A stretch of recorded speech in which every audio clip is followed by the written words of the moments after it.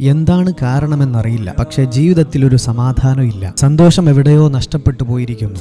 വലിയ പ്രതീക്ഷയോടെ തുടങ്ങിയ പലതും പരാജയപ്പെട്ടു പോകുന്നു. ജീവിതം തന്നെ മടുത്തു പോകുന്ന അവസ്ഥകൾ വരാറുണ്ടോ? ഒന്നൊറ്റയ്ക്കൊന്ന് ആലോചിച്ചു നോക്കും. ജീവിതയാത്രയിൽ ആരുടെയെങ്കിലും കണ്ണുനീരിന് കാരണമായിട്ടുണ്ടോ എന്ന്. ഒരാളുടെ കരഞ്ഞു കലങ്ങിയ കണ്ണുകൾക്കും തകർന്നു തരിപ്പണമായ ഹൃദയത്തിനും കാരണം നീയാണെങ്കിൽ അതിന് പലിശ ചേർത്ത് തിരിച്ചടി കിട്ടുമെന്ന് ആലോചിക്കുക. അത് നീ ആക്രമിച്ച, നീ വേദനിപ്പിച്ച ആളിൽ നിന്ന് തന്നെ ആവണമെന്നില്ല. നീ ഒരിക്കലും പ്രതീക്ഷിക്കാത്ത ആളിൽ നിന്നായിരിക്കാം. ജീവിതത്തിന്റെ സായാഹ്നത്തിൽ മാരകമായ അസുഖങ്ങളെ കൊണ്ടായിരിക്കാം. അഭിമാനത്തോടെ ജീവിച്ച, സമ്പൽ സമൃദ്ധിയിൽ ജീവിച്ച നീ ദാരിദ്ര്യത്തിന്റെ പടുകുഴിയിലേക്ക് എത്തിപ്പെടാം. നബി സല്ലല്ലാഹു അലൈഹി വസല്ലമ തങ്ങൾ പറഞ്ഞ വാക്ക് ദഅവത്തുൽ മദ്ലൂം, ആക്രമിക്കപ്പെട്ടവന്റെ പ്രാർത്ഥന. ആരെങ്കിലും നമ്മളെപ്പറ്റി റബ്ബിനോട് കരഞ്ഞുകൊണ്ട് പറഞ്ഞിട്ടുണ്ടെങ്കിൽ ആ വാക്കിന്റെ പ്രതികാരം നമ്മൾ അനുഭവിക്കേണ്ടി വരും. ജീവിതാന്ത്യം വരെ നിങ്ങൾക്ക് സമാധാനം വേണോ? ഒരാളുടെ കണ്ണുനീരിനും കാരണമാവാതിരിക്കുക.